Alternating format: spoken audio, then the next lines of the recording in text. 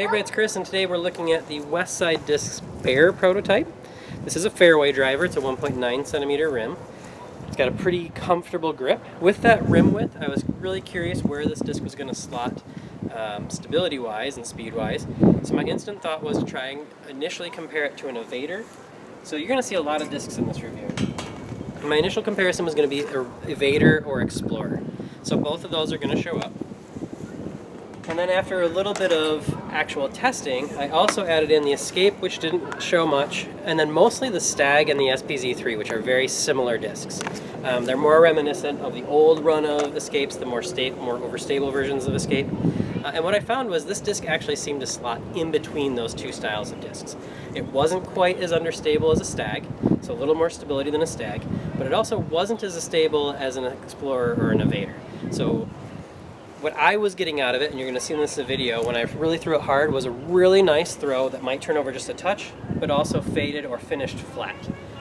Very good line shaping disc. You're going to see me put it on hyzer and it'll hold hyzer. You're going to see me put it on anhyzer and it'll hold anhyzer. Sorry, those are backwards for you, but I'm holding the disc. So hyzer to hyzer, annie to annie. And if I threw it flat, I could actually get it to travel most of the line flat. It reminded me of old run Escapes, only honestly a little more reliable stability than those. So, what can I tell you about it? Very comfortable in the hand. Wing profile, is going to be, again, this is a Stag, reminiscent of a Stag, but not quite the same. And that stability is going to be evident in the throwing. What else can I say? I've got some video here, so I'm just going to go to that. If you have any questions or comments, please put them below so I can get back to you. Otherwise, enjoy the comparison, and let's have a conversation. Next up will be the culprit from Dynamic Discs. Nice wing profile shot for you there. So be looking forward to that. As always, thanks for watching. Talk to you soon. Alright, so let's go out to the field. Here's about an 80% throw with slight headwind. You can see it stands up nicely, travels just over 300 feet. I was actually pretty excited with that throw. Here's just straight hyzer, again, slight headwind. It holds that line beautifully considering it's being pushed around a little bit, just over 300 again. And here's a big Annie. Apologies for it going into the word approximately, but you can see it panning out. It does pan to flat before it hits. It never really fights out of it, but I was impressed with that. Here's a forehand example. I was excited because I hit that tree. Because I actually overthrew the pocket I was aiming for. And here you can see me dialing it in to get it around this tricky corner.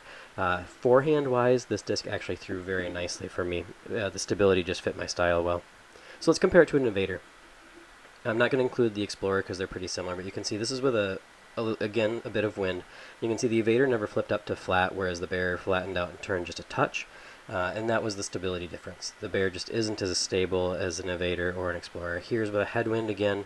You can see the Bear is getting pushed around and pushed up by that headwind, whereas the Evader's cutting through it much nicer, and that's going to allow the Evader to go farther into the headwind than the Bear. That's just that stability difference.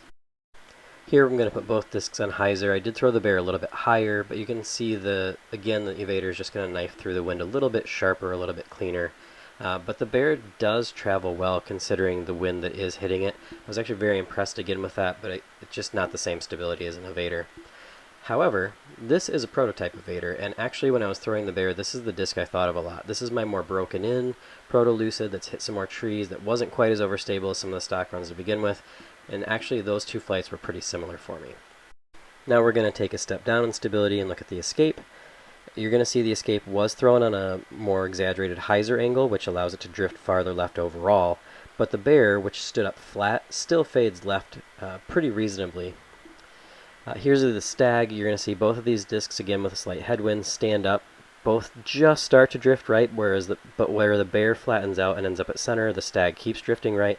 And that's the difference in stability with these types of discs. Whether it's the Escape, the Stag that we just saw, or the SPZ3, again, both of these discs are thrown into a headwind. They're standing up, they're drifting just a little bit right, but the SPZ3 is going to drift just a little more right than the Bear and stay over there just a little bit longer. That's that stability difference. That's why I do believe the Bear slots in between a disc like a Stag and then a disc like an Evader. It just gives that very nice neutral with stability throwing line. And that was that hyzer line with the SPZ3 as well for comparison.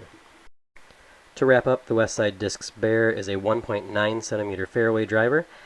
Rim width wise, it should be comparable to something like a Stag or a Saint, slightly narrower than an Escape, but I do believe it will slot in that 8 or 9 speed range. Stability wise, it should be right in the middle between those types of discs, the Stag and the Explorer. It should just be fairly neutral with a little bit of reliability and fade at the end.